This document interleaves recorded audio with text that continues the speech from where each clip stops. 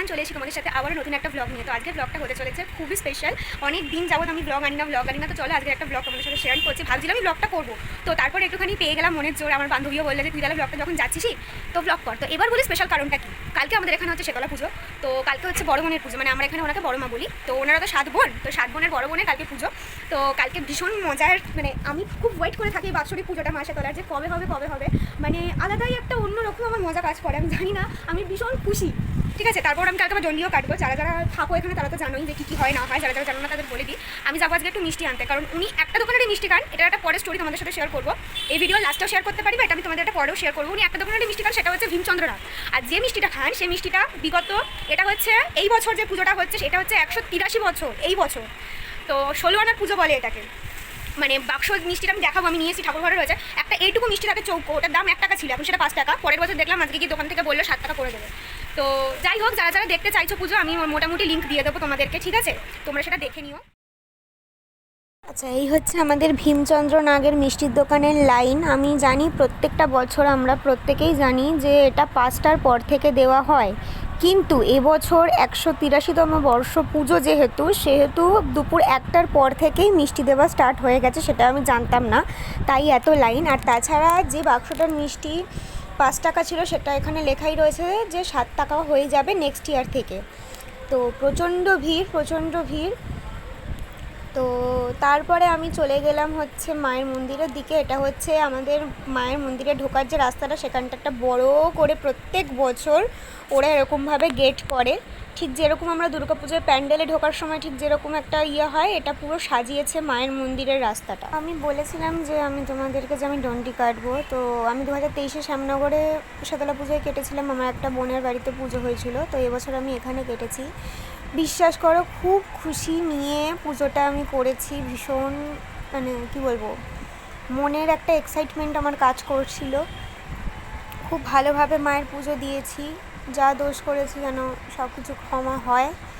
যাই হোক, এই বলে আমি সব কিছু সবার জন্য, সবার মনের ইচ্ছা মা পূরণ করুক তোমাদের, সেই বলে আমি সবার জন্য পুজো দিয়েছি।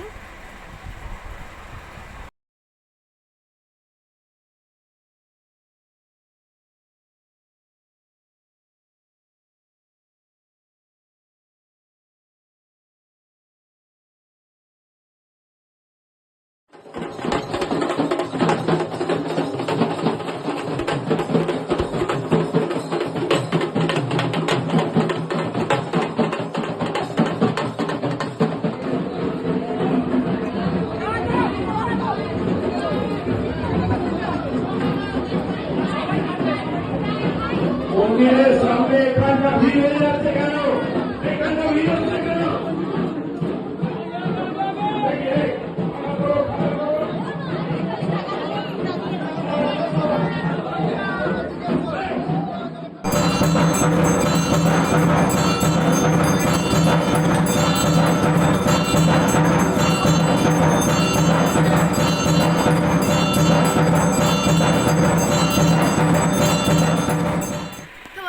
ব্লগটা দেখলে আশা করি তোমাদের খুব ভালো লেগেছে। আমি যতটা ক্লিপ নিইনি, ক্লিপ নিয়েছে আজকে আমার একটা দিদি এসেছিলো অনেক দূর থেকে আমার জন্য, কারণ দিদিকে সত্যি থ্যাংক ইউ। আমি ভিডিওতেই বললাম, কারণ সত্যি কথা যে ডন্ডি কাটে তার সাথে একদিনকে থাকতে হয় যে জল দেয়। তো যাই হোক, মিলিদি তো ছিলই, সাথে ওখানে আরও অনেক মানুষজন ছিল যারা আমাকে মানে জল দিয়েছে গায়ে। হ্যাঁ, আর তাছাড়া আমাদের নিয়ম হচ্ছে যে ডন্ডি কাটে তার আমার সাথে যে থাকে, ঘটে জল থাকে, সেটা আম্রপল্লব দিয়ে ছেড়েতে যেতে হয়। তো মিলিদি থ্যাংক ইউ আসার জন্য অত দূর থেকে। বাকি সবাইকে থ্যাংক ইউ, যারা যারা জল দিয়েছো বা যারা যারা ছিলে তখন সেই মোমেন্টে সকালবেলা। যাই হোক, আমি খুব এক্সাইটমেন্ট ছিলাম এই পুজোটা নিয়ে। মনটা একটু খারাপ হচ্ছে যে এটা হচ্ছে 183তম বর্ষ পুজোটা, ঠিক আছে? এত পুরনো পুজো, মানে আমার মারা যখন ছিল তখন থেকে। তো এই পুজোটা নিয়ে আমার অনেক এক্সাইটমেন্ট ছিল প্রথম, মানে বছরের শুরু থেকে, যে মায়ের পুজো হবে, আমি ডন্ডি কাটবো। বিশ্বাস করো, মন থেকে বলছি, আমি খুব খুশি হয়েছি, মজা পেয়েছি। কষ্ট তো একটু হচ্ছে না, হ্যাঁ শরীর একটু টায়ার্ড লাগছে, এই যা।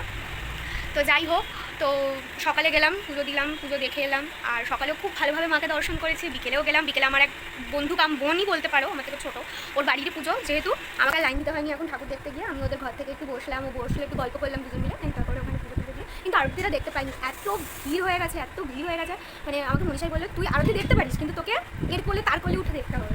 তো আমি ওখানে বসলাম না, আমি পরে একদিন গিয়ে, কারণ আমার নিজের শরীর আর সত্যি দিচ্ছে না। তো যাই হোক, তোমরা ব্লগটা দেখেছো, আশা করি ভালো লেগেছে। যতটা ক্লিপ তোমাদের সাথে নেওয়ার আমি নিতে পেরেছি। কিছু কিছু ছবি আমি চেষ্টা করছি ওদের পেজ থেকে নিয়ে তোমাদের সাথে শেয়ার করার, যদি কখনো কেউ পারো। দেখো, একটা কথা বলি, আমরা সব মন্দির জানি, ঠিক আছে, কিন্তু এই মন্দিরটা এখানকার সত্যি বলছি সব থেকে খুব নাম করা মন্দির। পারলে একবার এসে তোমরা দর্শন করে যেও, ঠিক আছে। তো চলো আজকের ভিডিওটা এই অবধি রইলো।